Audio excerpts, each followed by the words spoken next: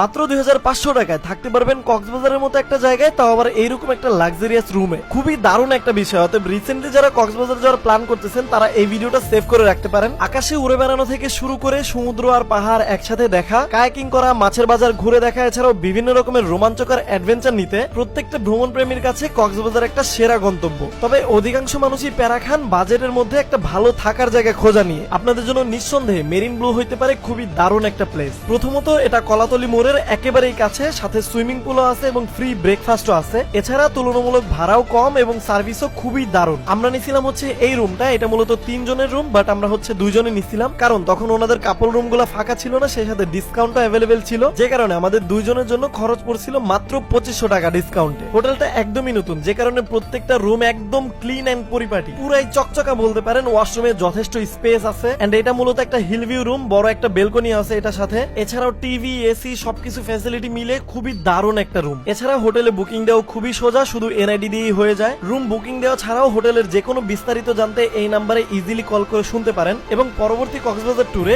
এই হোটেলটাকেও লিস্টে রাখতে পারেন। এইটার এক্স্যাক্টলি লোকেশন হচ্ছে কলাতলির মোড় অথবা ডলফিনের মোড় থেকে মেরিন ড্রাইভের দিকে হালকা একটু আগাইলে হাতের ডান পাশে।